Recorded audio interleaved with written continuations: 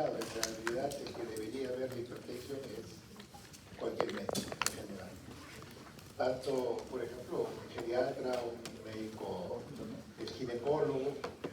La hipertensión siempre va a estar presente en la mayoría de la población. ¿Por qué? Porque es un problema que cada vez se está haciendo por los diferentes estilos de vida que se llevan desfavorables, es que aparece este problema. Si bien es cierto que tiene una carga genética, familiar, el problema no está tanto en eso, sino el problema está en que lamentablemente el estilo de vida, el ritmo de vida que se vive, hace que la persona desarrolle con mayor frecuencia el problema de la hipertensión arterial. Ahora, cuando, ay doctor, ¿cuál es la cifra para decir que una persona es hipertensa?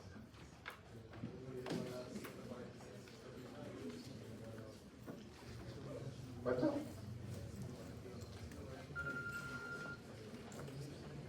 Oye, doctor, ¿cómo es eso? Trate de quedar mal a todos. ¿Cuál es el valor de la presión normal? ¿O a partir de cuándo hablamos de hipertensión arterial? ¿Hasta cuánto es normal?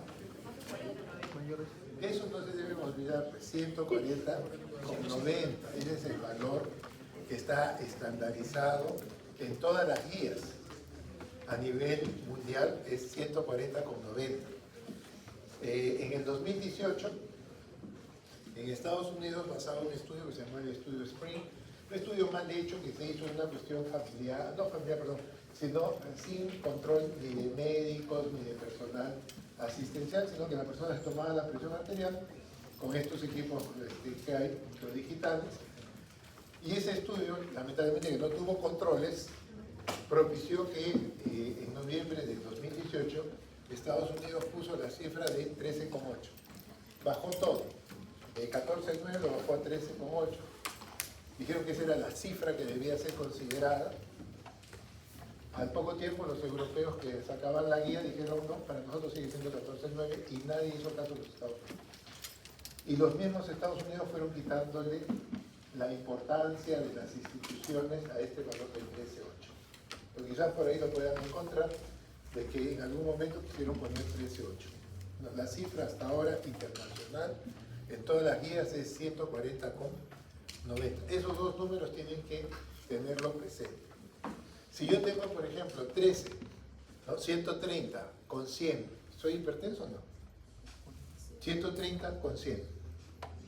Mi diastólica está en 100, pero la máxima está normal. ¿Soy hipertenso o no?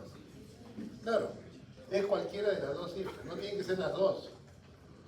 Basta que una esté por encima de los rangos establecidos, ya uno dice, ya es un paciente hipertenso. ¿Estamos? Pero ser un hipertenso no es ser parte de un club social que ya todos somos hipertensos. ¿Por qué es importante el problema de hipertensión? ¿Qué pasa cuando una persona es hipertensa? ¿Qué le va a suceder? ¿Ah?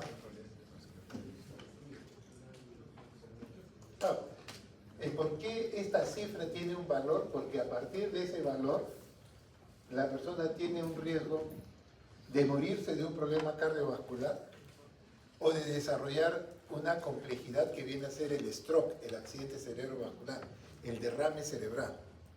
Cuando una persona hace un derrame cerebral, un stroke, todo lo que quieran se puede tratar de hacer, pero ya no lo recuperan al paciente, porque el daño que se produce en el cerebro, recuerden que las neuronas no se recuperan.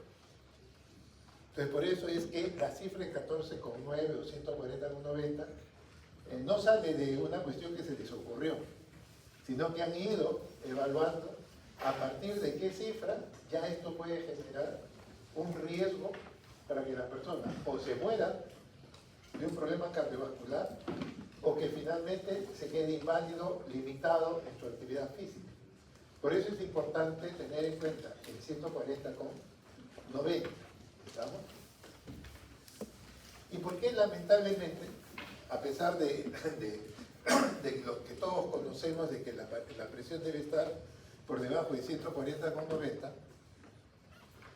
¿por qué no controlamos bien la presión arterial? ¿Por qué no se controla? Pues sí es. Uno dice, oiga, si estoy por encima de 140,90 debo tomar mis remedios. ¿Por qué no se logra controlar la presión como debería ser? ¿Por qué la gente sigue teniendo esta enfermedad siguen habiendo los derrames cerebrales. ¿Ah? ¿Por qué? Sí, pero si yo sé que tengo que cuidarme, me cuido. Pero ¿por qué la gente no le da importancia a eso? ¿No? ¿Por qué la gente no le da la importancia que debería ser? Porque es una enfermedad silenciosa. Ese es el problema. En que no tienen síntomas. Recuerden de que de cada 10 personas hipertensas, de cada 10, solamente 2, y en el mejor de los casos quizás 3, pero no pasan más. Generalmente son 2 de cada 10, máximo 3 de cada 10, no tienen ningún síntoma. Y entonces la persona que dice, ¿para qué tomo remedios si me siento bien? Ese es el problema. Si yo tuviera dolor por la presión elevada, lógico, me haría ver, me haría tratar y estaría tomando mis remedios. Pero como no da síntomas, la mayoría de veces no da síntomas, la persona dice, pues si yo me siento bien, ¿para qué tomo remedios? Hasta que finalmente le da un derrame cerebral, la persona se despierta en la mañana, se cae porque no puede caminar, o tiene problemas en el lenguaje porque ya le dio un derrame. Oiga, señor, ¿usted no era hipertenso? Sí. ¿Tomó sus remedios? No, no tomo hace un mes. ¿Por qué? Porque me sentía bien. Por eso es que no se tiene el éxito que uno quisiera. El control de la presión arterial en la población hipertensa es bajo. No logramos controlar a la población como debería ser. Nuestro control más o menos en el Perú es alrededor de un 20%. Es bajísimo.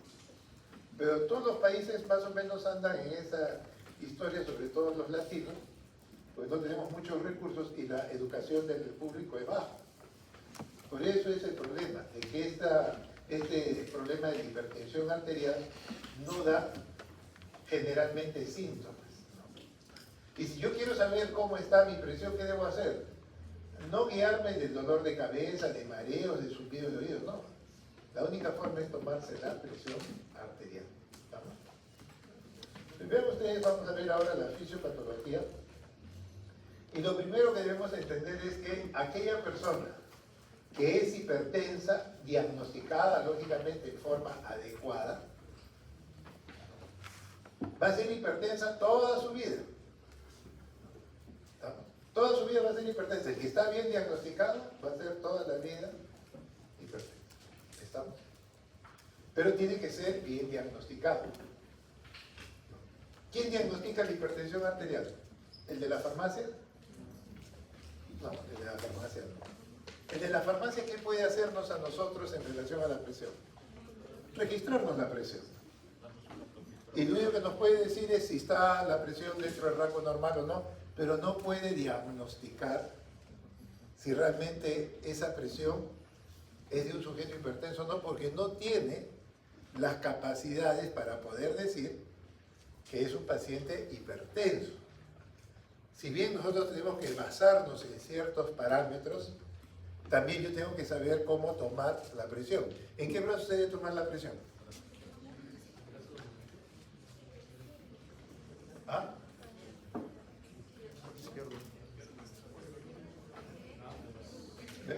No han hecho, yo me he mandado que en fisiología, por favor, tengan la práctica de tomar la presión y ni han leído porque hay un manualcito hay hasta un video de la presión que hemos hecho.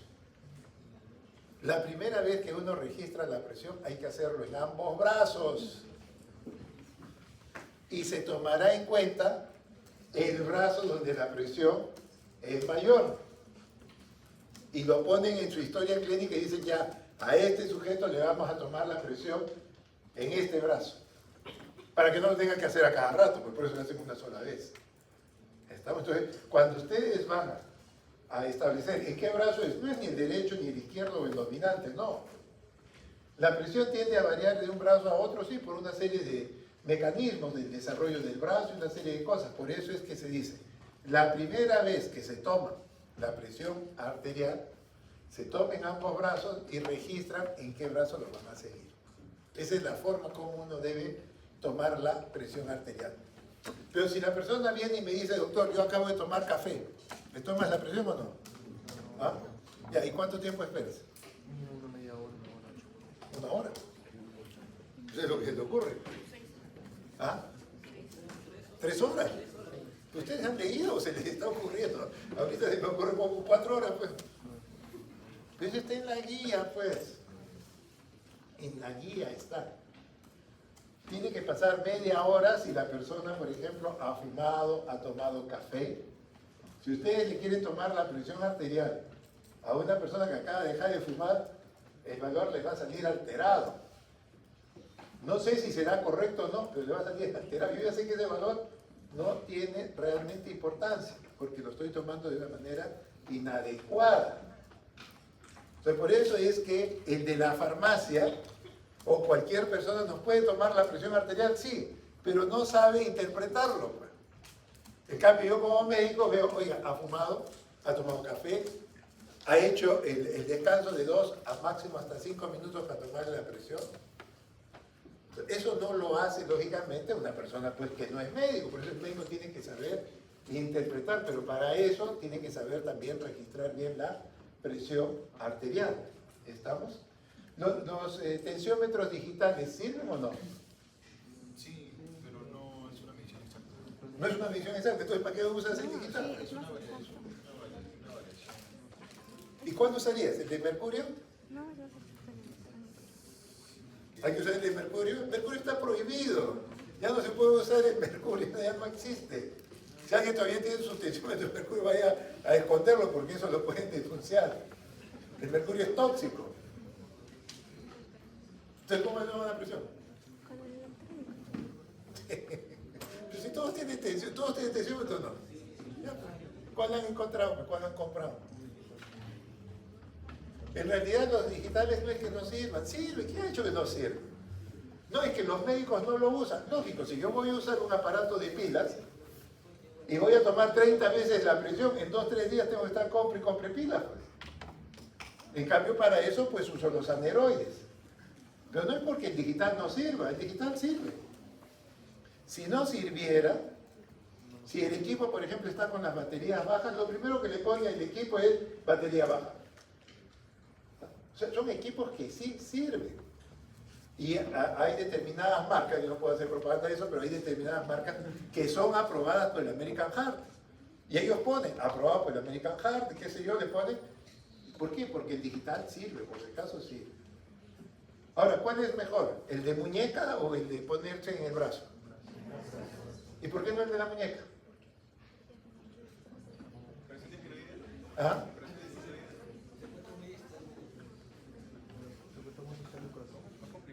No. Oye, ustedes que no han llevado fisiología. Ni me digan que yo les he enseñado fisiología. Me van a hacer quedar mal. Cuando yo terminé la residencia de cardiología, teníamos un estudio de investigación internacional y teníamos que ir a Austria, a Viena, para que nos enseñen a tomar la presión arterial. Yo le decía, oye, me hagas de perder mi tiempo irme hasta allá tan lejos. No es que uno se va a pasear, uno va a trabajar, pues nos llevan ahí a trabajar y nos regresan. Entonces, ¿qué cosa voy a aprender? Bueno, la cuestión es que fuimos de varios países. Nadie sabía tomar la presión arterial y todos éramos cardiólogos. Por detalles que uno a veces no sabía. No sabía. Cuando fuimos, llegamos, todos tuvimos que tomar la presión y lo hicimos de la mejor manera, pero no sabíamos que nos estaban grabando. Esto es el año 90, nos estaban grabando. Y después que ha sucedido eso, nos reunieron ya en grupos más chicos y decían, ninguno sabe tomar la presión y todo el mundo protesta, pues, ¿cómo vas a ver? Ponían la grabación y efectivamente cometíamos errores. Ustedes han visto, por ejemplo, los tensiómetros de mercurio o el aneroide de reloj. Si ustedes toman la presión en ese equipo, los números que tiene que dar ese equipo son pares. Porque las rayitas siempre son pares. En esos equipos no puede haber un 135, un 75. No existe. Porque el equipo no está diseñado para dar números impares, pares.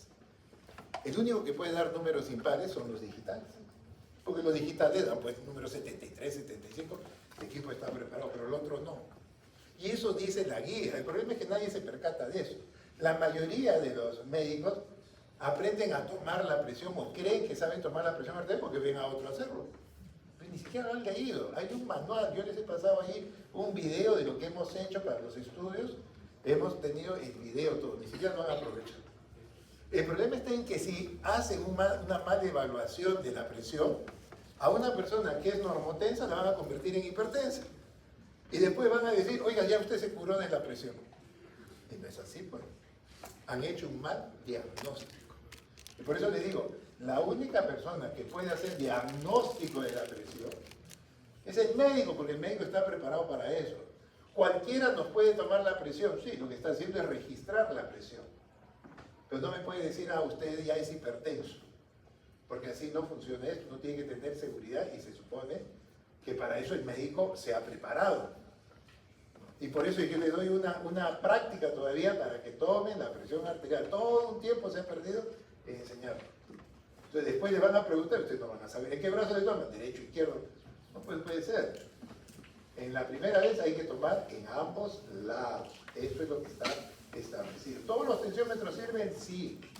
Hay unos digitales que son de muñeca. Eso es para otro tipo de personas que hacen ejercicio y quieren tomarse la presión. ¿Por qué? Porque si yo pongo el brazalete, el equipo pues que es chico, lo pongo acá, la presión está cambiando. Tiene que estar a la altura del corazón. Y por eso es que cuando uno usa esos equipos no es que sean malos. Lo primero que tienen que hacer, pónganlo acá. Si ustedes lo ponen acá, el equipo de muñeca está a la altura del corazón. Eso es todo. No es que no sirva, sirve. Con el caso del brazalete no hacemos ni un cambio porque el brazalete está a la altura del corazón. Por favor, revisen eso, porque si no, no van a hacer buen diagnóstico. El paciente que es diagnosticado de hipertensión es toda la vida, no se lo van a cambiar.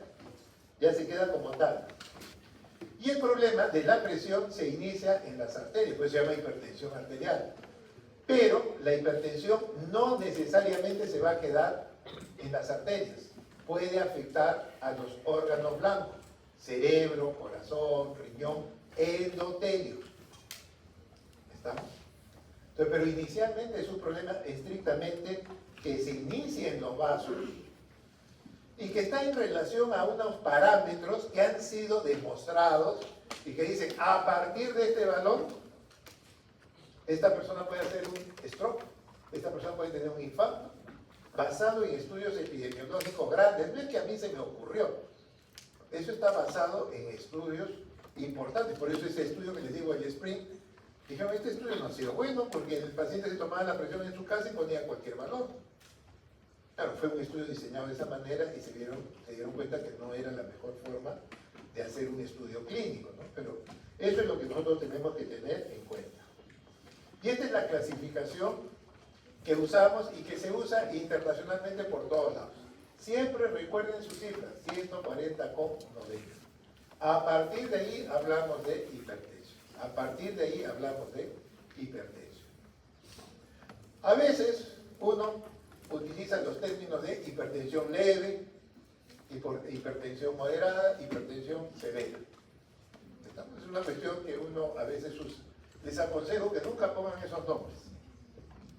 ¿Por qué? Porque cuando alguien le dice a una persona, usted tiene una hipertensión leve, o como en cualquier enfermedad, si yo le digo una enfermedad leve, ¿qué piensan ustedes? No tiene importancia. Y ahí es donde viene el mayor error. Como es leve, el mismo paciente escucha, esto es leve, ¿qué le voy a hacer caso? Y el mismo médico también dice, es leve, le daré alguna medicina, voy a ser muy complaciente con el paciente. ¿Y con quién voy a tener cuidado? Con el severo. Bueno, ¿quiénes son los que se complican? Los leves. ¿Y por qué creen que se puede complicar un hipertenso leve? Porque como nadie le ha dado importancia, dicen, no, a este no le va a pasar nada, y sí le pasa. El severo no, porque al severo lo están cuidando, pues. Y el mismo paciente le han dicho severo y tengo que cuidarlo. Esos son los términos de leve, moderado, severo, no se aconseja. Mejor pongan estadio 1, 2 y 3. Es mejor poner así, porque esa es la forma como uno tiene que evaluar. Lamentablemente a veces somos muy condescendientes. No se preocupe, no va a pasar nada. El problema es cuando la persona lo trae en silla de ruedas con un derrame cerebral. ¿Qué hacemos? Ya no hay nada que hacer. ¿Se pudo evitar? Sí, puede. Entonces, muy importante que vean. Esa es la clasificación 140/90. Y bueno, ¿cuál es la fisiopatología? Bueno, nosotros sabemos dos cosas. Y esto pues ya lo hemos hecho en la parte de fisiología, en la parte de hemodinámica, ¿no? ¿Se acuerdan de la ley de Poisson? ¿Se acuerdan o no? ¿Han dado examen de fisiología, supongo? Bueno, de ahí sale esta fórmula. La presión arterial es el producto del gasto cardíaco multiplicado por la resistencia vascular periférica. ¿Qué es el gasto cardíaco? La cantidad de sangre que sale del corazón. Y la resistencia es qué tan abierta o qué tan cerrado está la arteria. Lógicamente, si está muy cerrado, la resistencia es mayor. Si la arteria está abierta, la resistencia va a ser menor.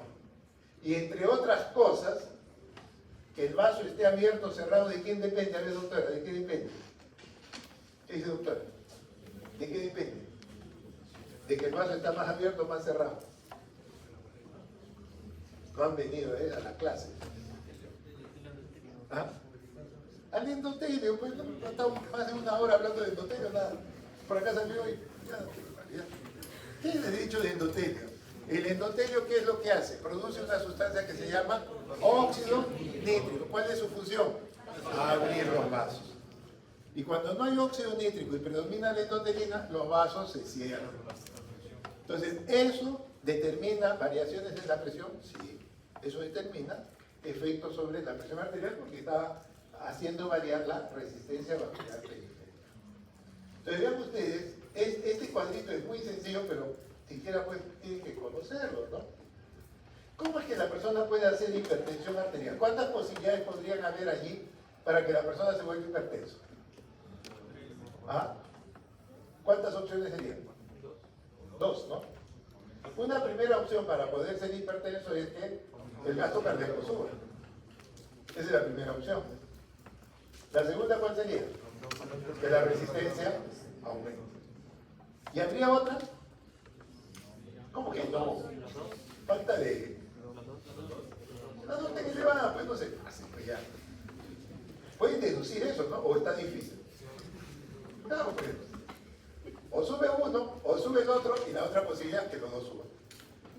Entonces, si ustedes nada más se dan cuenta de esto, para bajar la presión arterial, yo puedo bajarla a través del gasto cardíaco siempre y cuando esté elevada, o abriendo las arterias, o haciendo las dos cosas. ¿Estamos? ¿Qué sucede? ¿Qué sucede si la persona, por ejemplo, tiene la presión alta porque el gasto cardíaco está incrementado? Y yo le doy medicinas para que las arterias se abran. ¿Se controlará la presión? No, pues. Uno dice, pero sí es fácil bajar la presión arterial. Sí, siempre y cuando sepas lo que estás haciendo. Lo que no puedo hacer es darle a todos una pastilla que baje la presión, porque los medicamentos van a bajar de acuerdo a la fisiopatología. Eso es lo importante de la fisiopatología, entender el proceso, y una vez que uno entiende el proceso es fácil poner los medicamentos. Pero si solamente me dicen, tengo presión alta, le doy cualquier antihipertensivo. Vean ustedes que con estos dos, solamente con estos dos elementos, de repente no acierto. Por eso es importante entender la fisiopatología. Entonces vean ustedes ya, yo sé que esto es gasto cardíaco con resistencia vascular periférica. Muy bien. El gasto cardíaco, lo que el corazón bombea en un minuto, ¿va a depender de quién? Bueno, va a depender, entre otras cosas, de cuánta sangre yo tenga. Es decir, de mi volumen de eyección, ¿no? La cantidad de sangre que sale del ventrículo izquierdo. ¿Cuánto es? 70 mililitros. Eso es lo que sale como promedio del ventrículo izquierdo. Y eso se multiplica por la frecuencia cardíaca. ¿Cuánto es? 70 latidos por minuto, como promedio. Pues bien, 70 por 70, ¿cuánto nos da? 4.900 mililitros. ¿Estamos? ¿Eso qué representa? Prácticamente los 5 litros de sangre que tenemos en el cuerpo. ¿Qué hace el corazón? El corazón bombea toda la sangre en una unidad de tiempo, en un minuto, y hace que los 5 litros se estén movilizando. Ese es el gasto cardíaco. Entonces vean ustedes que ahora el gasto cardíaco depende de lo que el corazón bombea, pero también de la frecuencia cardíaca. Y ahí empieza a aparecer 2 variables. ¿Ah? Al inicio eran 2, ahora aparecen otros 2. Sí, pero eso es así es como esto tiene que analizarse. Y por otro lado, la resistencia vascular periférica va a depender de qué cosa? De la vasoconstricción. A mayor vasoconstricción, pues la resistencia va a ser mayor y la presión se puede elevar. ¿Estamos? Muy bien. El volumen de eyección, lo que el corazón bombea prácticamente va a depender de la cantidad de sangre que entra al ventrículo y eso se llama la precarga. Toda la cantidad de sangre que entra al ventrículo se llama precarga. Y esa precarga va a estar en relación con ¿qué cosas? Con el riñón. El riñón tiene la capacidad de retener sodio. Y cuando retiene sodio, ¿qué arrastra? Agua. ¿Y la sangre qué cosa es? Agua. Entonces, si mi riñón va a retener mucho sodio, lo que va a suceder es que voy a retener mucha agua. Y si retengo mucha agua, mi volumen de sangre sube y me puede volver hipertenso. ¿Está? Entonces, esta capacidad que tiene el riñón de retener sodio, pues esta es una capacidad que puede ser de 2 tipos. Uno es un problema ya estrictamente genético, que es poco frecuente, pero que existe. Hay personas que retienen demasiado sodio, consumen poco sodio, y ese poco sodio que consumen, el organismo lo retiene. Y es una cuestión genética, eso no puede cambiar. Pero lo más frecuente de la retención que tiene el riñón del sodio, lo más frecuente es que la persona consuma sal en exceso. ¿Estamos? Ay, doctor, ¿cuánto debemos comer de sal? ¿Ah? ¿Los pacientes hipertensos deben comer salado? No, ya. Entonces uno le puede decir, oye, ustedes están estudiando medicina, sí, ya están en fisioterapia, ya tienen ya muchos años. Ya. ¿Cuánto de sodio debo comer? Le preguntará el paciente. ¿Qué le dicen ustedes? ¿Ah? Que vaya a leer un libro.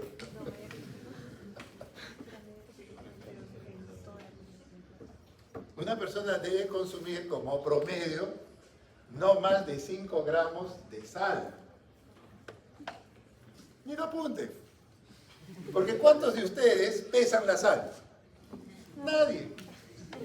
Nadie pesa la sal, nadie. Por eso el médico, si da un mal mensaje, el paciente dice, oiga, yo tengo tos y el médico me ha dicho que tome agua. Pero yo todos los días tomo agua. ¿Dónde está el error? En que el médico le dice cuánta agua quiere que tome. Y además, ¿ustedes creen que por tomar agua se me va a ir a los pulmones, hacia los bronquios? No, tomo mucha agua y empiezo a orinar. Entonces, uno tiene que saber darle el mensaje. Oiga, usted tiene que comer bajo en sal. Y lo primero que le va a decir es, ¿cuánto de sal? Y yo tengo que saber como médico, lógico, 5 gramos de sal, 2 gramos de sodio, recuerden que esto es cloruro de sodio, 2 gramos de sodio, o todavía puedo ser más exigente, 90.000 equivalentes de sodio. Entonces yo le digo al paciente, no coma más de 90.000 equivalentes de sodio al día.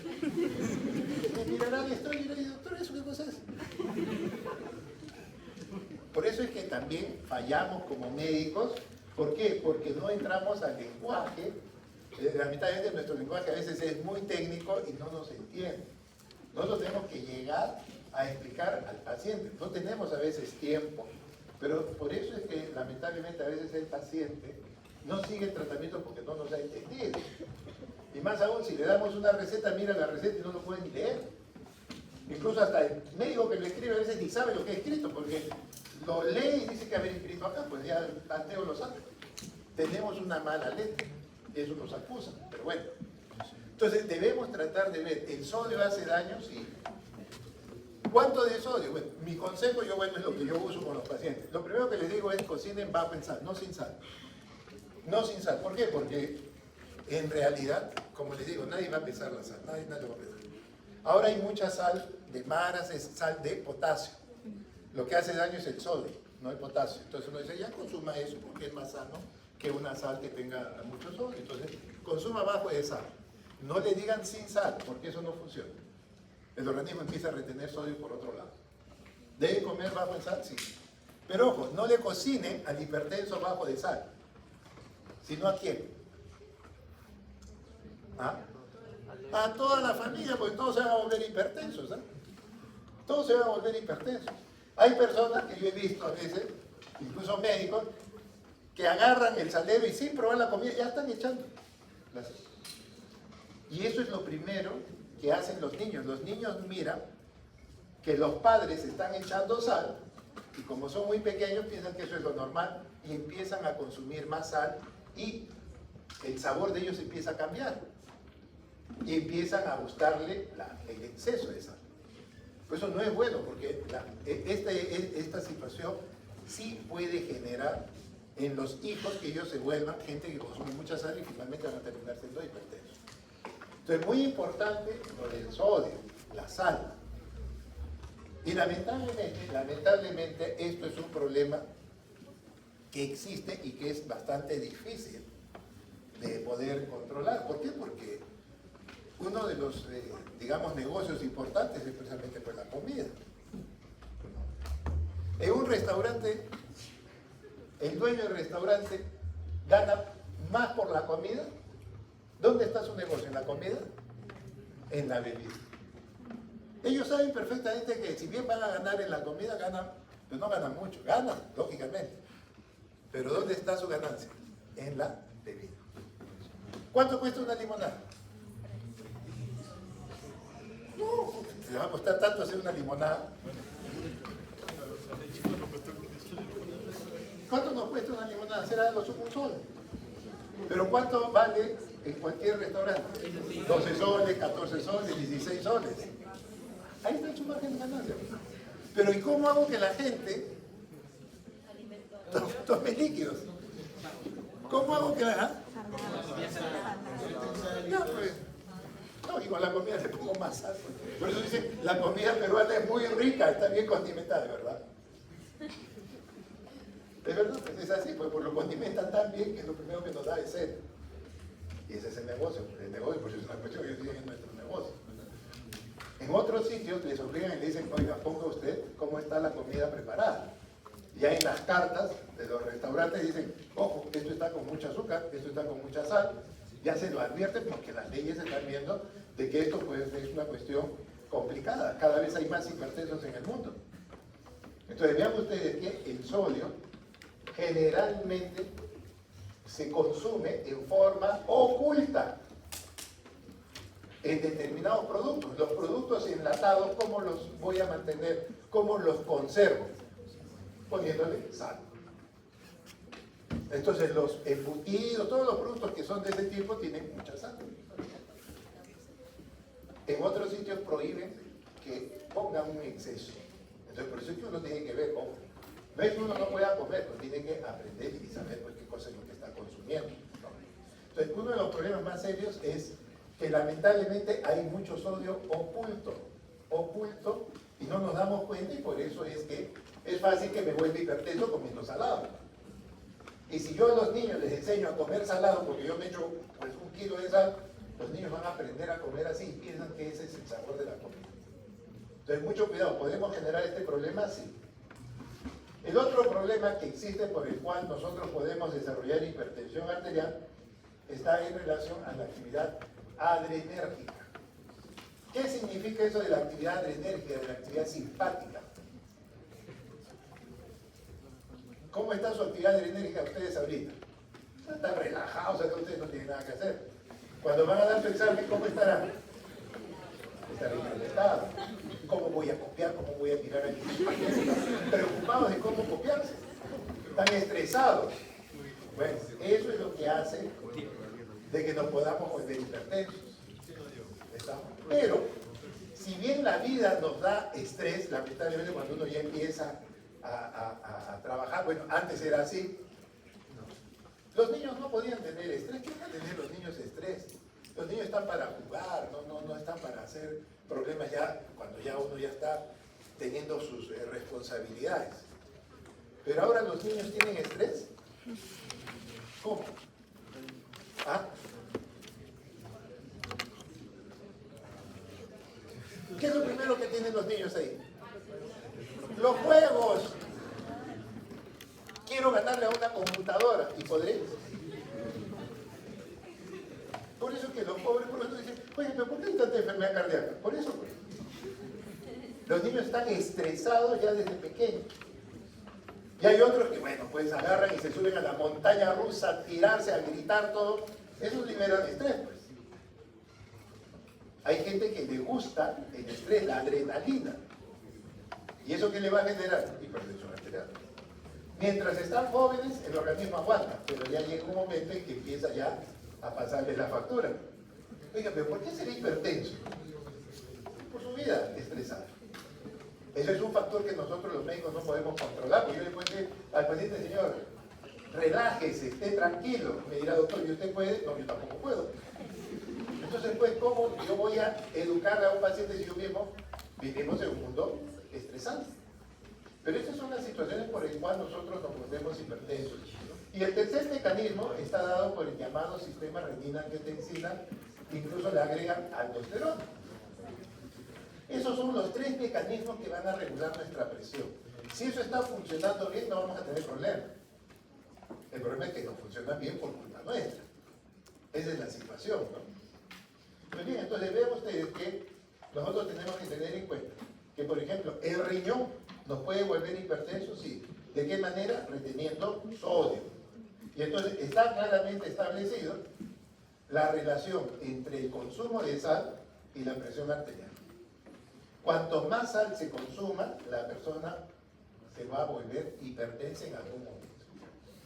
¿Eso se puede evitar y se debería evitar? Sí, pero va a depender de nosotros. En algunos países dice, ojo, a la conserva le disminuye medio gramo de sodio. Es una política de salud. ¿Por qué? Porque tiene muchos hipertensos. Vean ustedes, conforme la cantidad de sodio que están eliminando, los problemas cardíacos son mayores. Entonces, ¿hay que hacer un tipo de educación? Sí. A la familia decir, oiga, tengan cuidado, no consuman exceso de sal, no consuman mucha sal. No le echen al menos sal a lo ya preparado. Con eso ayudan mucho a la población. Y no decirle, el enfermo es el único que va a hacer eso. No, tenemos que hacer prevención. Lo que queremos es que la gente no se enferme. Nosotros esperamos a que estén enfermos para recién darles un tratamiento. No, hay que prevenir la enfermedad. Muy bien, eso es uno. El segundo factor es la actividad adrenérgica. ¿Cómo podemos luchar contra el estrés? ¿Qué podrían hacer? A ver, doctor, ¿qué haría usted para luchar contra el estrés? ¿Ah? ¿Qué haría usted, doctor? Ejercicio. En las grandes empresas americanas tienen un piso donde ya eso de las 11, 10 y media de la mañana, toda la plana mayor a correr en las fajas. Liberan todo el estrés. Y uno dice, oye, qué bueno, están previniendo la enfermedad. No. La empresa lo primero que se preocupa es, este gerente me cuesta un montón de dinero. No lo voy a desperdiciar. Que se cuide y esté sano. Por eso les empiezan a hacer ejercicio. El ejercicio es lo más saludable que hay. El ejercicio es lo más saludable que hay. ¿Jugar las pichanguitas es bueno? Sí. ¿Sí? ¿Es bueno jugar las pichanguitas? No. Las pichanguitas es peligroso dependiendo de cómo se juegue. Conforme uno avanza en el tiempo también va viendo pues, casos que uno dice, pero ¿cómo es posible? Los mayores, los seniors, ponen a su sobrino, al amigo, a un muchacho que se ponga a jugar y él trata de ganar porque tiene que demostrar el senior que yo puedo más que un muchacho. Bueno, por ahí aparecen los infartos y las muertes súbitas. Eso sucede con relativa frecuencia. Si quieren jugar, seniors contra seniors, juniors contra juniors, no mezclen. No, pero él es mi sobrino y por aquí que por allá. Con eso frecuentemente la persona que trata de hacer un mayor esfuerzo para vencer a un joven y demostrar que puedo hacerlo mejor. Exigirse. Por eso nosotros decimos, ¿quieren jugar pichanguita? Bueno, háganlo de esta forma. No salgan a jugar los sábados o domingos, porque es como si estuvieran presos, les abren la puerta de la jaula y salen a correr como locos. El que juega fulbito juega más que el que juega fútbol, porque el que juega fútbol generalmente juega en área. El que juega fulbito y juega ¿cuántos? Pues jugamos a 10 goles toda la tarde y después al día siguiente me duele todo el cuerpo. Pues si no saben hacer eso, pues es un desastre. Si quieren hacer las pichanguitas, salgan a correr 2 o 3 veces a la semana para que el cuerpo esté preparado para el ejercicio. Si no, lo que generan es muerte súbita. No es que estemos en contra de las pichanguitas, sino que hay que ordenarse. Senior contra senior, junior contra junior. Que se juegue por un determinado tiempo, 35 minutos. Que tengan el cuidado de que, bueno, lógicamente en estos sitios se tenga que tener en consideración que pueden hacer en algún momento muerte súbita. Hubo un comentarista que hace un poquito antes de la pandemia creo que falleció, y todos se preocuparon de quién había sido, todo. Si hubieran exigido en ese momento de que tuvieran desfibriladores en estas canchitas de fútbol, se salvarían la vida. Porque vale, yo he tenido algunas personas que han fallecido, otros se han infartado, precisamente por no hacerlo de forma adecuada, pero no tienen los desfibriladores. Los desfibriladores ahora son muy prácticos, pero eso salva la vida. ¿Está? Pero a veces me han dicho, pero doctor, yo nunca he usado un desfibrilador. ¿Tú has usado alguna vez un extinguidor? Pues yo tampoco. Pero sin embargo me obligan de que tengo que tener extinguidor. En el consultorio tengo que tener mi extinguidor. Nunca lo he usado, pero está ahí. El desfibrilador puede ser que no lo use, mejor, pero está ahí. Y eso puede salvar la vida. Mucho estrés, mucha actividad. Antes del infarto era más o menos a partir de los 60 años, bajó a los 50, bajó a los 45, ahora estamos en los 35 años. Y no es raro que una persona de 30 años, gerente de alguna empresa, tenga su infarto. Entonces, mucho cuidado. El estrés es algo que nos hace mucho daño, sí. Hay que aprender a manejar el estrés, no que el estrés nos maneje a nosotros. Y bueno, pues estas son situaciones en donde nuestro cerebro, nuestra corteza cerebral, se encarga precisamente de regular nuestra presión, sí. Pero esa corteza cerebral está influenciado por los estados emocionales, por el estado afectivo. Nuestro sistema de controlar la presión es un sistema vegetativo, es autonómico, pero recibe influencia del estado emocional. Y entonces los estados emocionales pueden activar la vía simpática, que hace que el corazón bombee con más fuerza y que los vasos se cierren. Conclusión, se sube la presión. Pero esa es una influencia del estado emocional que afecta lógicamente al control que tenemos de la presión. ¿Está? Entonces, ¿el estado emocional influye sobre la presión? Sí, eso es cierto. ¿Estamos? Pero lo que no podemos aceptar es que a veces viene la señora, le tomamos la presión y uno dice, oye, usted está en 15-10. Está con la presión alta. Y lo primero que nos dice la señora, no, doctor, usted está equivocado. Yo en mi casa me tomo la presión y está en 12-7. Está en 12-7. Cada vez que vengo con usted me sube la presión. Usted me sube la presión. Y nos echa la culpa a nosotros. ¿Qué es lo primero que debemos decir al paciente? No, señora. No es que nosotros le estemos subiendo la presión. No, doctor, es que yo soy una persona emotiva. Yo soy una persona emotiva. No, señora, usted no es emotivo, usted es enferma. Lo primero que debemos decirle es que tiene una enfermedad que se llama ¿qué cosa? Si ustedes no son agresivos, el paciente se va a quedar contento y diciendo como que decía el doctor, no tengo nada. Y después la madre viene con su acento. Yo puedo tener un problema de contratiempo, un problema emocional, un colerón, algo. Si estoy en 12-7, mi presión le va a subir a cuánto, a 13. El estado emocional influye, sí, pero de 12 no me va a subir a 17, a 18. Eso significa que ya esa persona es hipertensa. El estado emocional hace variar la presión, sí, pero no me puede volver hipertenso sencillamente por un colerón. La presión va a subir de 12 a 13, 13,5, pero de 12 no me va a subir a 18. El que hace eso, esa es una respuesta hipertensiva. ¿Qué es la persona? Hipertensa. Lo primero que la persona tiene que entender es que tiene hipertensión arterial, que es peligroso. Un ACV, un infarto, es peligroso. No nos podemos confiar en eso. Muy bien, entonces, si bien el estrés está allí, el estrés hace variar nuestra presión. Si el estrés es pasajero, agudo, no pasa nada. Si el estrés es crónico, ahí sí se puede desarrollar la hipertensión arterial.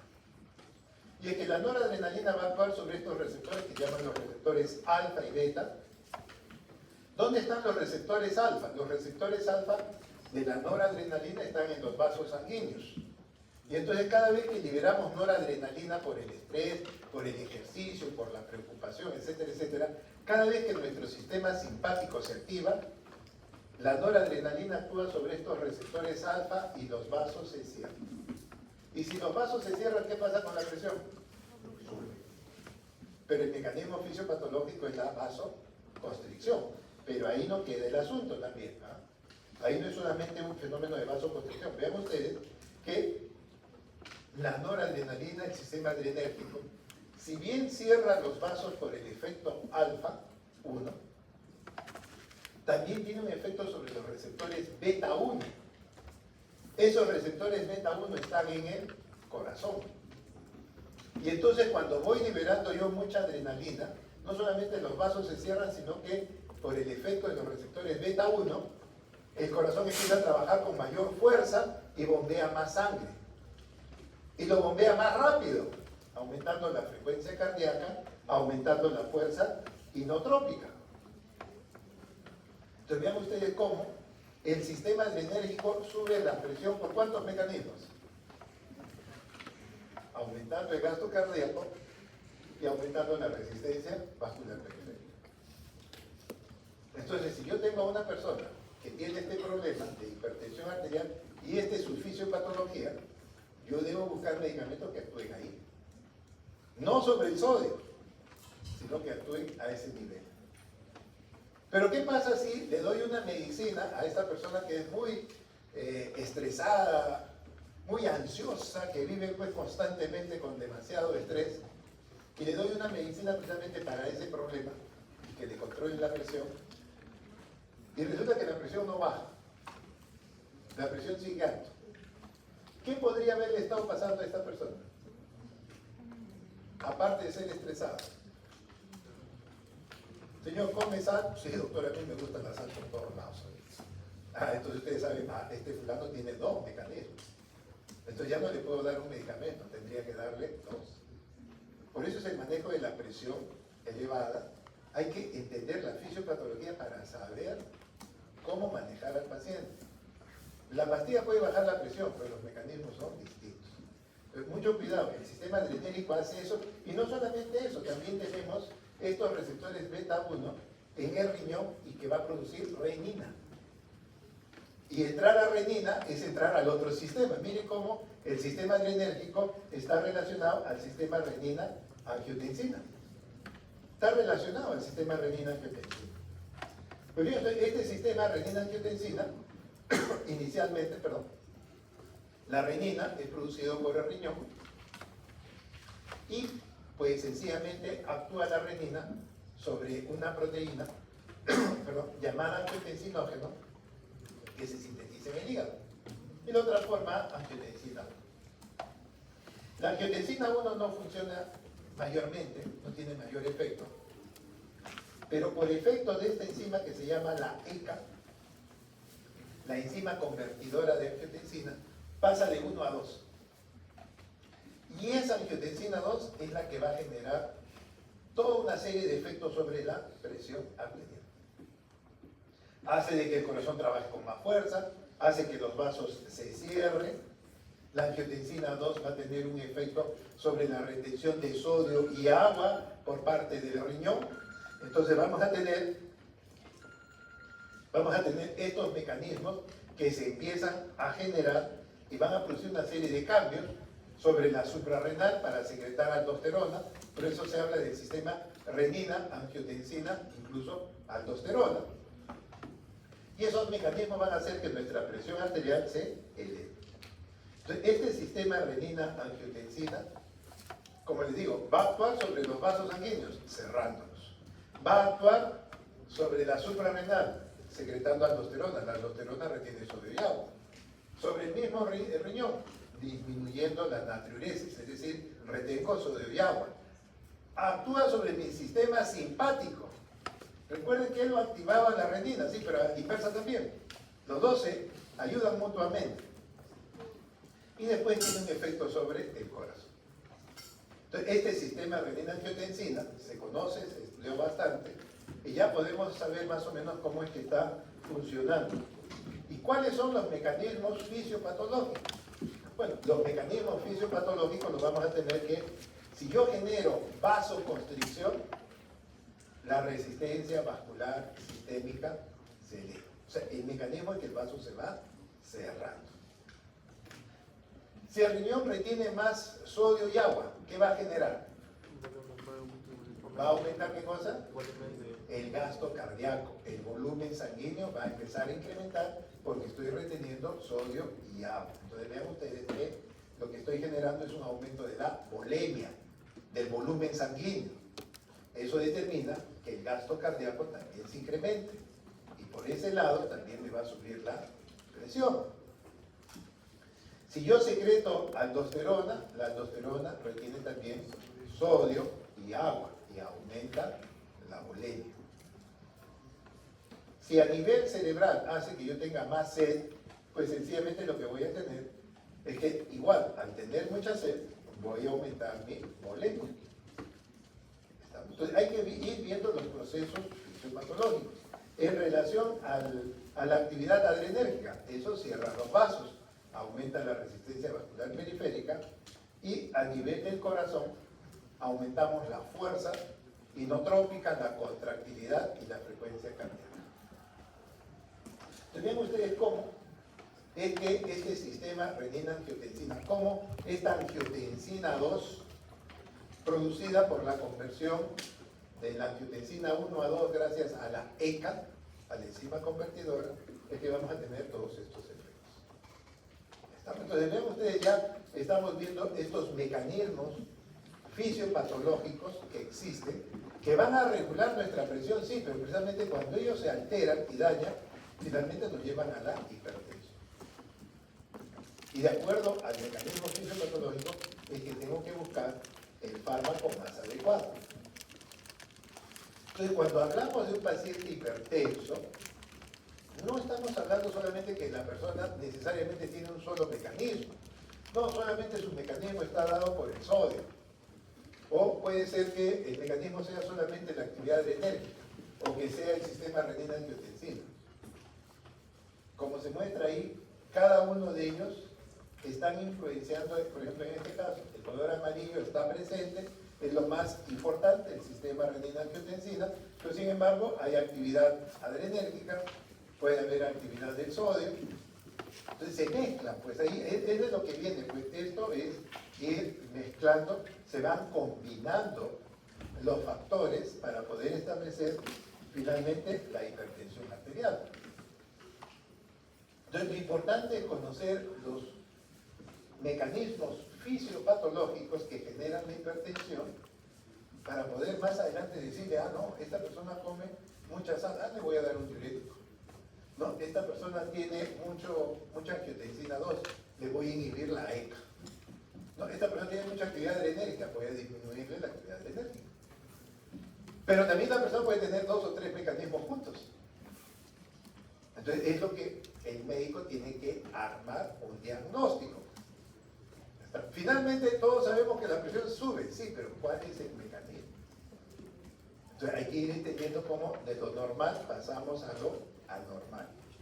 Hemos visto cómo de un endotelio normal nos hemos ido hasta un endotelio enfermo. Estamos viendo que tenemos 3 mecanismos que regulan la presión, pero cuando ellos empiezan a fallar, van a generar una serie de cambios en nuestro organismo que finalmente nos van a llevar a la hipertensión. Entonces, el control de nuestra presión, que puede ser alterado, fácilmente nos puede llevar finalmente a la hipertensión. ¿Qué mecanismos tenemos? Bueno, hemos dicho, la actividad simpática, es decir, la actividad adrenérgica, que es un sistema. El segundo sistema está a cargo del sistema renina, angiotensina, aldosterona para otros incluso, se puede incluir ahí. ¿Y quién más faltaría ahí? ¿Quién falta? Ya se olvidaron. El tercer mecanismo es la capacidad que tiene el riñón de retener sodio. Entonces, esos son los mecanismos que están allí. Que ellos por algún motivo, por la edad o por diversos factores, pueden ir dañándose. Y la persona puede empezar a desarrollar hipertensión arterial. Los mecanismos pueden empezar a fallar. Pero si bien son situaciones que pueden suceder, también debemos tener en cuenta lo siguiente. Que por el género, la persona tiene más chance de ser hipertenso, y eso se ha visto, pero esto está cambiando. ¿Por qué? Por los roles que en este momento está jugando la mujer. Antes, pues los hombres eran los que supuestamente eran los únicos que trabajaban, se exponían a todos los riesgos, el estrés, todo eso, y lógicamente era más frecuente la hipertensión en hombres. Ahora eso está cambiando porque el rol de la mujer está teniendo mayor protagonismo, está viviendo con más estrés, con mayor competitividad. ¿Y qué es lo que está sucediendo? Las mujeres empiezan a tener, lógicamente, problemas de la hipertensión, que antes no se veía. Pero ahora se está viendo el cambio, ¿no? ¿Quién vive más, el hombre o la mujer? La mujer. Hay más viudas que viudos. Hay más viudas que viudos. Para que un hombre pueda llegar a los 90, 95 años, de lo que han visto estadísticamente, para que estas personas puedan llegar a esa edad, lo que han encontrado como un factor es que hayan enviudado a edad temprana. Eso es una condición que ayuda para que el hombre pueda llegar a los 90, 95 años. Es una condición que está estadísticamente ahí. Pero en cambio, para que la mujer llegue a los 90, 95 años, no tiene nada que hacer. Prácticamente la mujer es más longeva que el hombre. La supervivencia de la mujer es, digamos, más alta en el caso. Y uno va viendo eso en la realidad. Pero una mujer, ¿de qué se muere? ¿Cuál es la causa más frecuente de mortalidad en una mujer por encima de los 60 años? ¿Sabe? El infarto. El infarto es lo que más mata. Generalmente una mujer posmenopáusica, su médico generalmente es el ginecólogo, porque lo ha tratado durante la edad reproductiva, médico. Y conforme va entrando a la menopausia, generalmente la mujer pregunta dos cosas. Doctor, ¿me podrá dar cáncer de mama? Y eso es algo muy bueno, porque significa que la mujer está sensibilizada con el cáncer de mama. Pues, ¿me puede dar un cáncer de mama? Sí, sí. Este es su riesgo. Ah, muy bien. Lo otro que pregunta, doctor, ¿puedo tomar calcio para la osteoporosis? Acá en el Perú la cantidad de mujeres que consumen calcio es inmensa. Uno se sorprende, pero ¿por qué en el Perú se consume tanto calcio? Más que en todo Sudamérica, Perú es el que consume eso. Y es porque la mujer ha ido escuchando y dice, no, que el calcio es bueno, que el calcio tiene que tener vitamina D para poderse absorber mejor el calcio y todo.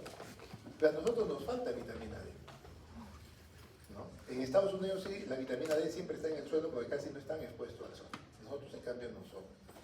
Entonces la mujer consume mucho el calcio, por gusto. Por eso hay mucha aterosclerosis, lo que vamos a hacer es costumbre. Consumen en exceso calcio cuando no necesitan. Pues bien, la osteoporosis puede matar a la mujer, sí. Pero ¿cuál es la chance de un cáncer de mama que mate? Promedio 3 a 5%. ¿Cuál es la posibilidad que una osteoporosis mate al paciente? La posibilidad de una osteoporosis que mate al paciente es 7%. ¿Cuál es la posibilidad de que una mujer se muera de un infarto posmenopáusica? 35%. 35%. Oiga, pero yo nunca he escuchado que una mujer diga que ha tenido un infarto. Sí, eso es verdad. Eso sí es verdad. Que uno escuche que una mujer ha tenido un infarto es raro. ¿Y eso es por qué? Porque de cada 3 hombres que le da un infarto, uno se muere. y 2 viven y lo cuentan. De cada 2 mujeres que le da infarto, 1.8 se mueren. Por eso es que la mujer casi no dice que ha tenido un infarto, porque están muertas. Y todos los, tanto médicos como el público, creen que el infarto no le da a la mujer. Estamos hablando de la mujer postmenopáusica, que ya pasó los 55 años, que ya no tiene el efecto protector de los estrógenos. La mujer tiene más riesgo de morirse del corazón. ¿Estamos? Pero el médico lo desconoce de su problema y también los pacientes. Entonces se preocupan más del cáncer de mama, lo cual no es malo, porque indica que la persona está sensibilizada con estas enfermedades, pero no se están preocupando del problema de la enfermedad cardiovascular. Entonces un problema es el género, que de todos modos hay todo un cambio y probablemente, lamentablemente, ustedes van a tener que ver pacientes que no es raro que de repente entre una dama y ustedes le tengan que diagnosticar que tiene cáncer de próstata. Dicen, ¿pero qué pasó con ustedes? Y eso ahora se está generando todo un problema, porque quizás nosotros todavía como Latinoamérica tiene el problema en chico, en otros países ya esto es grande. Una mujer que se quiera convertir en hombre no es muy complicado desde el punto de vista de su salud, pero que un hombre pase a ser mujer es quitarle la testosterona a los 20, 25 años y todavía estamos aprendiendo qué es lo que genera, pero hace mucho daño a la salud de las personas en el caso del cambio de hombre a mujer que en el caso contrario. Eso ustedes lo van a ver, porque ya nosotros en los congresos ya nos empezaron a decir hay que poner esos temas. Nosotros no tenemos tanta experiencia en ese caso, pero sí en los países nórdicos ya ven el problema con más frecuencia y ustedes lo van a tener que ver después. Que vayan viendo, esto es una cuestión importante que hay que ir mencionando. El otro problema es la edad. A mayor edad, pues, nuestras arterias se ponen más duras, ya no son como un elástico, porque ese elástico con el cual nacemos, el elástico va cediendo y ya pues la arteria se va a poner dura. Y entonces, a mayor edad, mayor hipertensión, sí, eso es también frecuente. ¿Qué otra condición debemos tener en consideración? La carga genética. Generalmente nosotros queremos que nuestros padres nos dejen algo. Bueno, a veces nos dejan enfermedades. Y esas sí no las van a poder cambiar. ¿Estamos? Esas no se pueden cambiar porque es una cuestión genética. Ya no puedo cambiar eso. Uno siempre piensa, mi padre me puede dejar algo. Sí, a veces nos dejan enfermedades. Sin querer, pero nos dejan. Hay una carga genética, sí. Pero esa carga genética no piensen que es 100%. De padres hipertensos, todos los hijos salen hipertensos, no es verdad. Pero influye. Yo, por ejemplo, puedo tener que mi padre ha sido un gran guitarrista, mi madre ha sido una gran guitarrista y lamentablemente, pues, yo supongo que quisiera ser un gran guitarrista porque tengo los genes. ¿Pero qué me falta? Yo quiero ser guitarrista, tengo la herencia, los padres. ¿Qué me falta? La guitarra. Me falta la guitarra. ¿Qué es la guitarra? El medio ambiente. El medio ambiente es la guitarra. Entiéndanlo así. El medio en donde nos movemos, ese es el medio que nos va a afectar sobre nuestra carga genética. Las enfermedades siempre tienen una parte genética, pero también tienen una parte del medio ambiente.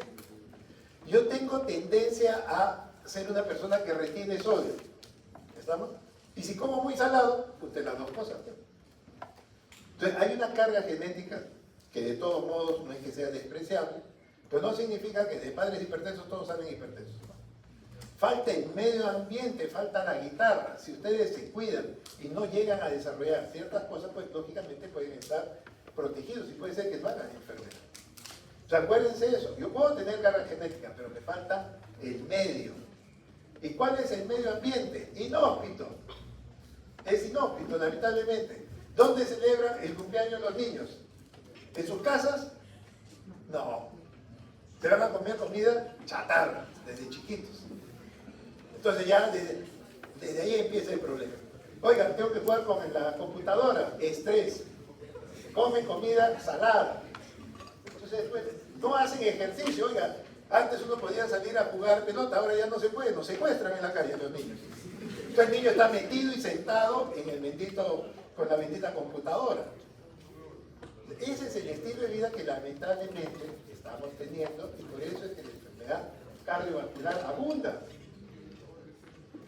Pero recuerden que ustedes son los primeros, nosotros ya estamos de salida, yo ya estoy de salida, yo ya cumplí mi función, ya estamos saliendo, pero ustedes son los que tienen que empezar precisamente no a buscar enfermos, por favor, hay que cambiar el chip. ¿Qué tenemos que buscar? Al sano. Oye, pero al sano no tengo nada que decirle, como que no. El sano va a ser sano mientras se cuide, si no sabe los peligros se va a terminar enfermando. Eso se llama prevención. El chip actual del médico es hacer prevención.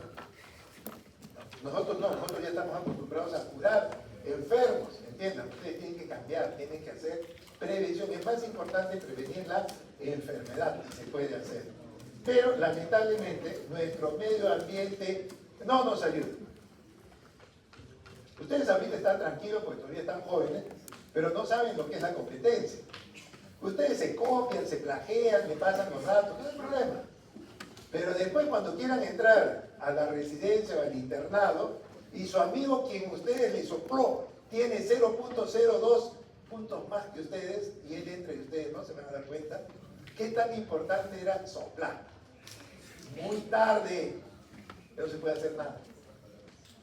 Entonces, estudien, ¿por qué tienen que soplar a alguien? Esa otra persona también se esfuerza. Entonces ya es cuestión de ustedes, pero ustedes ahorita no valoran bien lo que significan sus notas.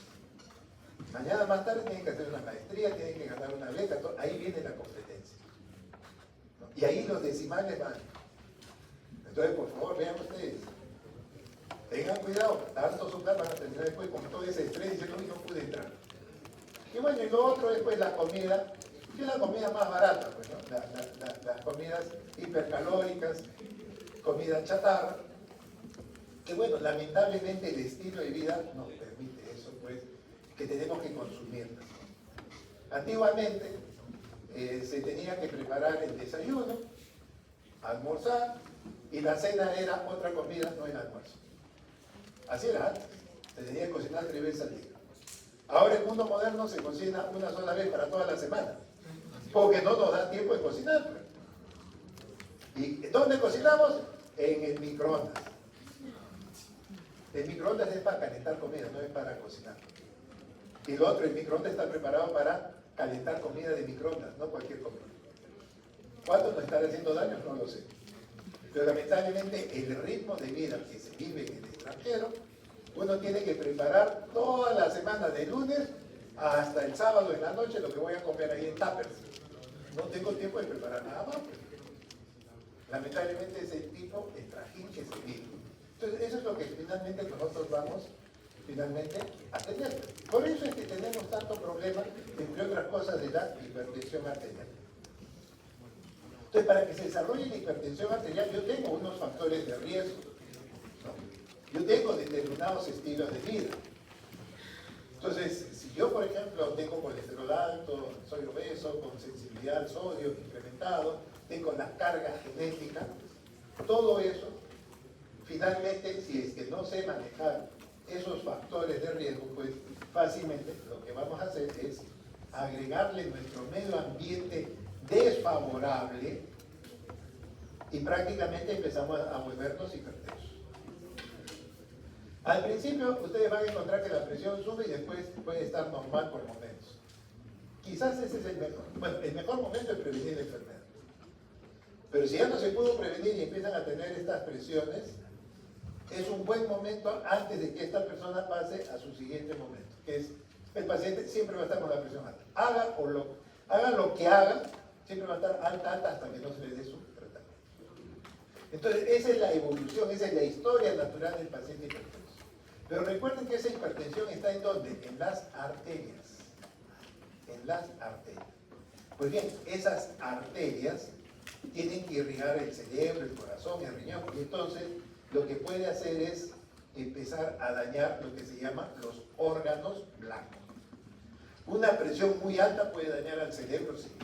Puede dañar la retina también. puede dañar a los riñones, al corazón. Entonces la persona empieza a tener, ¿qué cosa? Hipertensión complicada. Entonces, si no se ha tratado bien al paciente hipertenso, no es raro de que esos pacientes avancen a tener hipertensión arterial complicada. Pero como decíamos al principio, la persona con frecuencia no sabe que está con la presión alta, se siente bien. ¿Y qué hace? Deja que la enfermedad avance. Deja que la enfermedad siga avanzando. Ese es el problema. Entonces, la enfermedad sigue avanzando y empieza pues a dañar nuestros órganos blancos, el cerebro, y por eso es importante poder ver el cerebro a través de un fondo de ojo, que es algo muy sencillo. Con un pantoscopio nos agarra, entra y mira el fondo de ojo. El oftalmoscopio, que es algo sencillo, nos muestra cómo están las arterias que expresan lo que está sucediendo en el cerebro. Otro elemento importante, el riñón.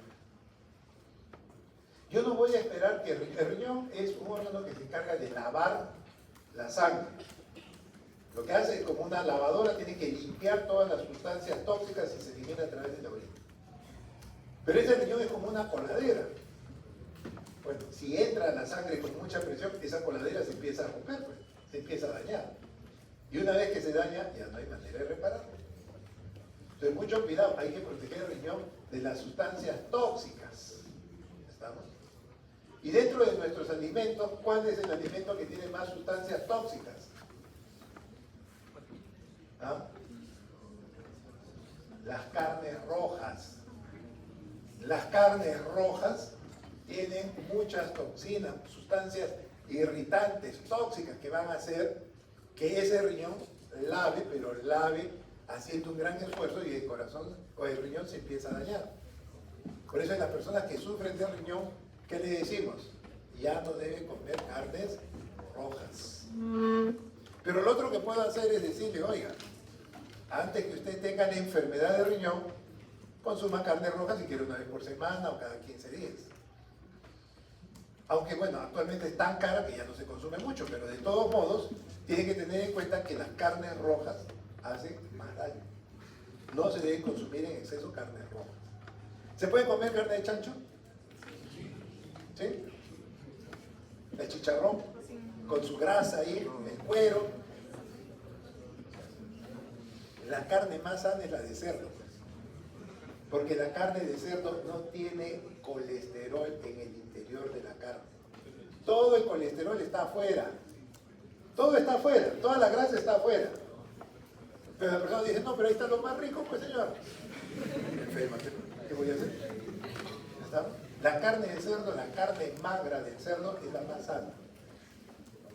Más que, por ejemplo, la carne de res, o la carne de pato, la de cordero, que son las más grasosas. No es que no puedan comer, el problema está con qué frecuencia y también cómo lo usan. Entonces vean ustedes que tenemos que cuidar el riñón. ¿Cómo detecto el daño del riñón? Cuando la creatinina se eleva, muy tarde, ojo, muy importante. La creatinina es una sustancia que el riñón debe botarlo, pero cuando se daña, la creatinina sube en sangre.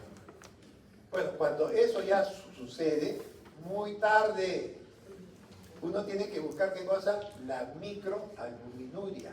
Es la pérdida de la albúmina, la pérdida de esta proteína, la albúmina, que se va eliminando por el riñón.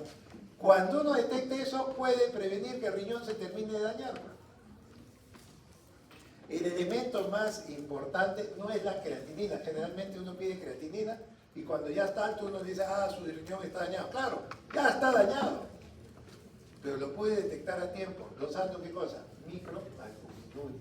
La microalbuminuria es un marcador temprano que nos puede decir, ojo, ya su riñón está fallando. Entonces rápidamente debemos evitar que esto progrese. Entonces, eso es lo que nosotros tenemos que proteger, al cerebro, al riñón y lógicamente también al corazón, pues.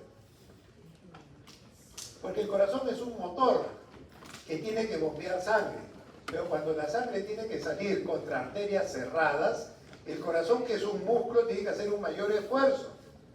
Entonces, si yo, por ejemplo, yo con mi brazo estoy haciendo todos los días un gran esfuerzo, ¿qué va a pasar con estos músculos? Se hipertrofian. ¿Qué va a pasar en un hipertenso mal controlado, que las presiones siempre están altas? su corazón se puede hipertrofiar, se pone un corazón grueso. Y ese corazón grueso ya no funciona bien. ¿Cómo se llama eso? No, ya, cardiomegalia es que el corazón está grande, pero como consecuencia de eso el corazón ya no funciona bien. Insuficiencia, entendí el otro día en la clase, insuficiencia cardíaca. ¿Por qué el corazón no bombea bien? Porque está su función alterada, porque se ha vuelto grueso.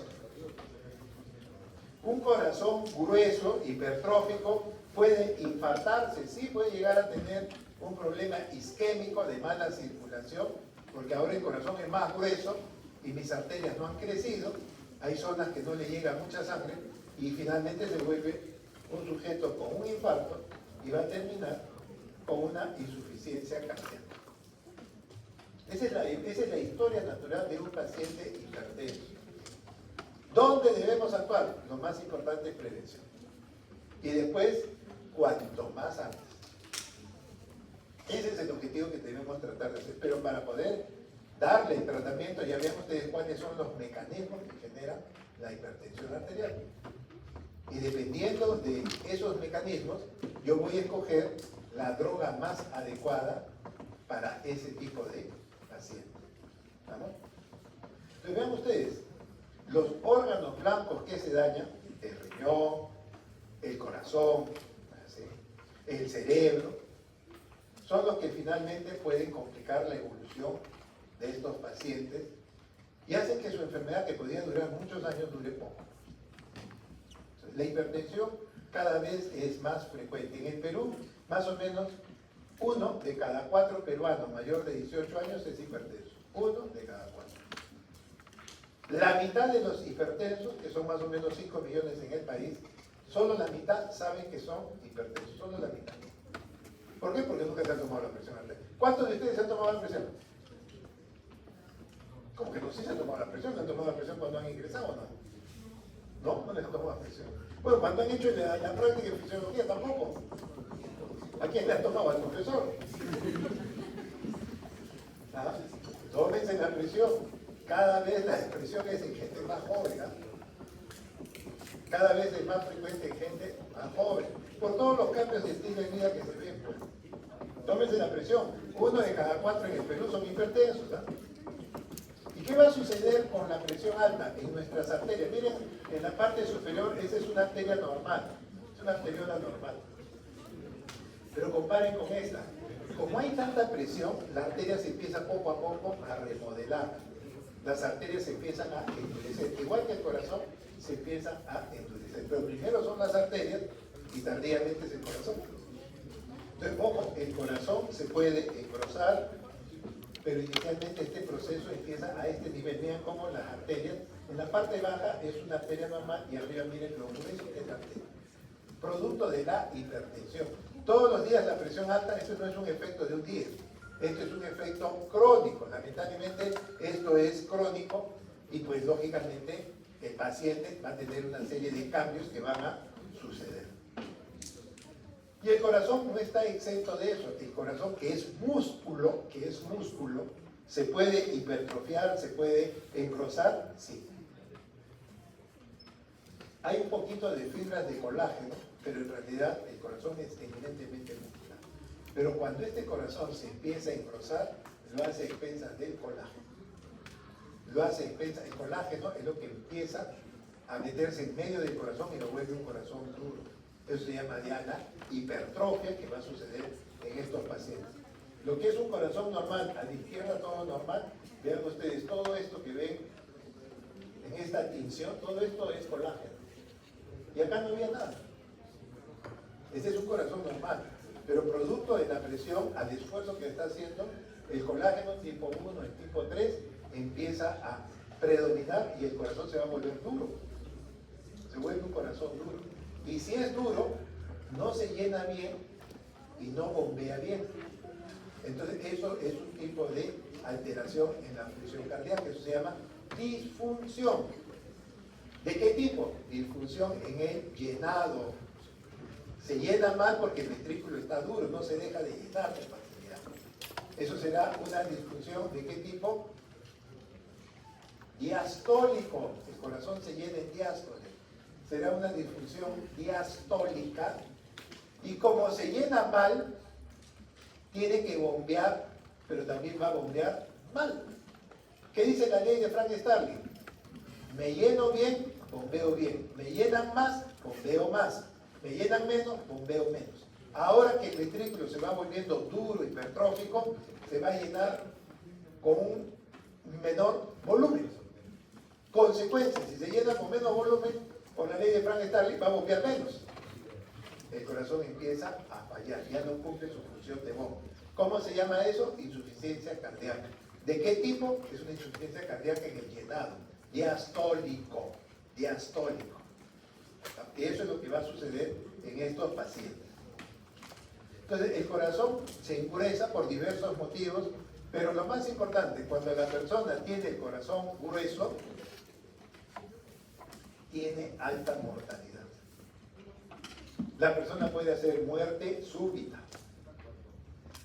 Entonces, un paciente hipertenso, si el corazón está de tamaño normal, lógico, el riesgo de mortalidad, de muerte súbita, es menor.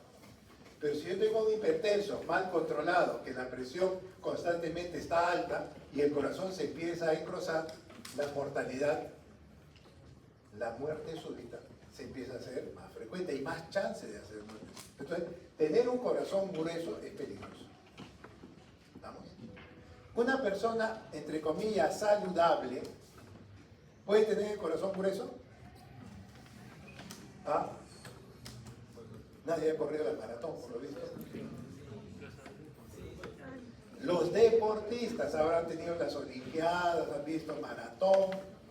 ¿No? ¿Ellos qué tienen? El corazón se engruesa. De otra manera, el miocito se hipertrofia. Eso es el corazón que se llama corazón de atleta. Corazón de atleta. Es el corazón del deportista. Pero ese sujeto que tiene corazón de atleta, que tiene corazón de deportista, tiene un corazón grueso. ¿Y podrá tener muerte súbita? Usted no lee ni siquiera periódicos, no lee noticias. ¿Cuántos jugadores se mueren en la cancha? ¿Y de qué se mueren? Muerte súbita. Los maratonistas mueren de muerte súbita. ¿Quién fue el que corrió la maratón, la primera maratón? Nada, ni leen historia ustedes. ¿Conocen Atenas? De repente han escuchado por ahí Atenas, los dioses. Thor, el de Marvel, Thor, con su martillo de repente en la zona escandinava, baja a Grecia y le da un golpe con su martillo. ¿Han leído eso? No, ni siquiera ven Marvel. Bueno, Filipides, que fue el primero que corrió la maratón en Atenas, cuando llegó se murió. Esa es la verdad. El cuerpo humano no está preparado, para ser atleta. El cuerpo humano está preparado para hacer ejercicio. La gente, el nómade, nuestros antepasados, pues ellos, en el caso del hombre, el hombre salía a buscar la presa y corría solamente para eso. O eso para buscar su pareja, pero después no hacía más ejercicio. Esa es la evolución. Nosotros hemos convertido ahora a la persona que se vuelve atleta. Mucho cuidado, el atleta si endurece el corazón y tiene un corazón hipertrófico, tiene riesgo de muerte súbita, por si acaso. Y eso sale en las noticias, no es que sea saludable, por eso hay que tener mucho cuidado en los deportistas. Tienen que tener un control médico, no es cuestión de que cualquiera quiere hacer ejercicio. Tiene corazón grueso, hay personas que nacen con corazón grueso, no pueden hacer ciertas disciplinas deportivas. Corazón grueso es un mal dato, puede dar muerte súbita. ¿Y cuál es la principal causa de la hipertensión? Pues no sé, no lo sé. Y cuando uno no sabe en medicina pone un nombre, idiopático, primario. ¿Eso qué significa? No sé, es que en realidad no sé, pues. ¿Por qué? Porque la hipertensión ¿de qué depende? Carga genética, de lo que como, del estrés, tengo como 50, no puedo corregir pues todo. No sé realmente cuál es el verdadero origen. Pero hay un grupito pequeño que sí son hipertensos secundarios. Hay un grupo muy pequeñito, 5% de personas que son hipertensos y que tienen una causa. Por ejemplo, ahora felizmente en los gimnasios, antes no sucedía eso, les toman la presión. Antes no hacían eso. Y no es raro que por ahí nos manden a un paciente, un joven, 15, 18 años con presión alta. ¿Qué tiene? Coartación de aorta. Eso es de nacimiento. Coartación de aorta. Esa persona tiene la presión alta por la coartación. Le colocan un stent y se acabó su hipertensión. Pero eso es algo muy puntual. Es un grupo muy pequeño. La conclusión es, los hipertensos son hipertensos y no sabemos por qué, porque esto es multifactorial. Son muchos factores, no es uno, son muchos. Por eso es una causa idiopática, no podemos precisar. Hay un grupito muy pequeño que puede ser por problemas renales, hormonales, o también puede ser la coartación de aorta, pero recuerden que eso es un grupo muy pequeño. Y eso sí se puede curar, pero es un grupo muy pequeño. Por eso no podemos decir, yo curo la hipertensión. No. Lo que hacemos generalmente es diagnosticar y tratar al paciente hipertenso. Y entonces, ¿cuáles son las causas por las cuales la persona puede desarrollar hipertensión arterial y que se podrían curar si tratan estas causas? Ahí tienen la coartación de aorta, por ejemplo. La coartación de aorta puede generar eso. Tomar ciertos medicamentos pueden elevar la presión y volvernos hipertensos, sí, también. Puede ser que la persona, por ejemplo, tenga un problema hormonal o un problema renal. Eso, cuando ustedes tengan un paciente hipertenso de menos de 30 a 35 años, hay que hacerle todo el screening. Si todo sale negativo, usted es idiopático y ya no hay más que hacer. Eso es como se tiene que manejar. Al principio, cuando tengan un hipertenso joven, menos de 30 a 35 años, tienen que descartar todo. Por ahí sale algo a buena hora, pero si no, ya la persona se le pone el sello de usted es un hipertenso idiopático y tiene que seguir su tratamiento. ¿Estamos? El tratamiento no necesariamente significa pastillas. ¿Se puede cambiar los estilos de vida? Sí, pero no es frecuente. Por eso es que terminan finalmente tomando medicamentos. Pero se puede corregir el estilo de vida y controlar la presión. Eso quisiéramos, pero no es tan fácil. Muy bien, bueno, con esto hemos hecho esta revisión fisiopatológica de la hipertensión y mañana nos estamos viendo con el